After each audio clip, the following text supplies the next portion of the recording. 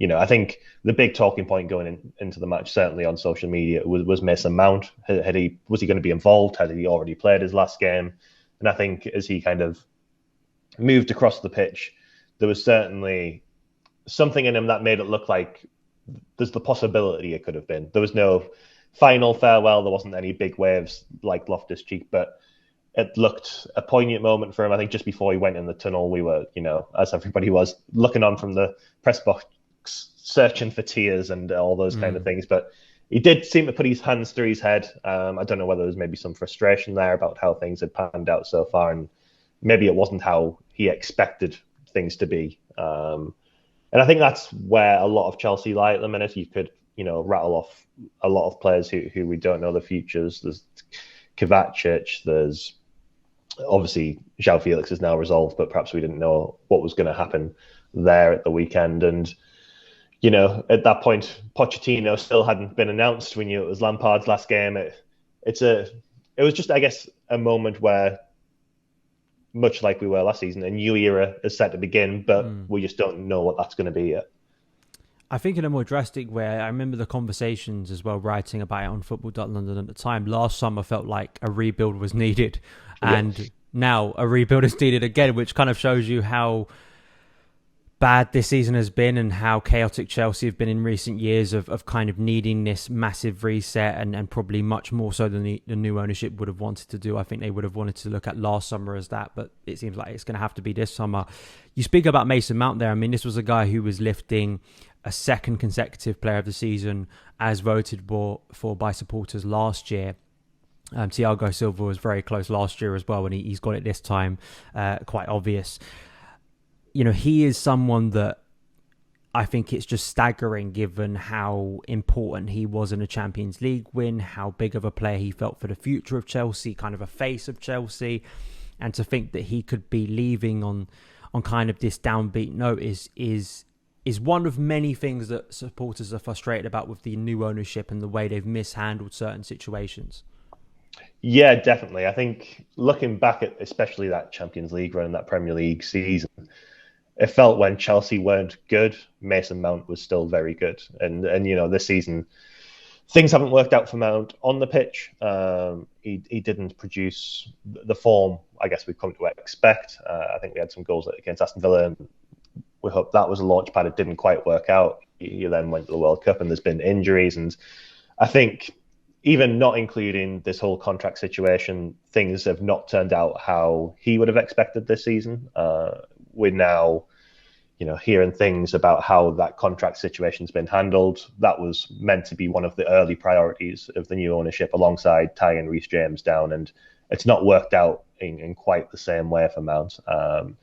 There's obviously a lot out there about how he perhaps wanted a better salary, having been undervalued in his previous contract, but we've now had hints that he perhaps was offered something before the World Cup, and then that's went back, and they've had to start again a little bit. And I think there's just a great deal of frustration there. I think you pitched a title for the podcast earlier this season that was Chaos and Trophies, and it's felt this season's been mainly chaos, and I think the Mount situation has felt a little bit like that. Yeah, absolutely. And Bobby Vincent, I know, wrote a piece on Football.London about the Mount situation and kind of the behind-the-scenes stuff. Definitely people should go and read for more context, and just kind of reflects how up and down these contract negotiations are. I think there are a lot of parallels to the Andreas Christensen and Antonio Rudiger situation last year. Just one final thing, and maybe this is unrealistic, but it's something that I've spoken about with supporters who have been frustrated, and I personally have been as well, and just a little bit miffed, to be honest, is communication. Because we've seen Todd Bowley as early as, say, September. I remember that we completely rushed over the All-Star suggestion, which caused a lot of controversy back then, and got his name and got a lot of criticism in the media at the time. We've seen him speak at other private events. There was another conference he spoke about recently. And I know as the season has gone on, supporters on social media now I've spoken to have been frustrated with the fact that it seems like the new ownership, particularly Bowley, will speak to media. They'll speak at private events about Chelsea. They'll even speak to Gary Cottrell when he's chasing him down with a microphone near a car. But there hasn't been an official communication from the ownership to the supporters through, say, the club website or the Twitter, wherever it is. Do you think that is something that should be a requirement, or it is maybe a misstep again that has lost faith and trust from supporters, and it feels like they're being talked over rather than directly to in this difficult time? Yeah, I think it's probably a missed opportunity as well because certainly when they were setting their stall out, I think there was a lot of positive things to get behind. Obviously, they have done things like set up the fans forum and try to engage on that level on an enhanced basis. But as you said, they have kept their distance, and it's not just Bowley who spoke at these conferences. It is Egbali and it is Jose Feliciano, who's obviously another clear capital guy. And they have talked about the Premier League and Chelsea and what they hope to get out of it.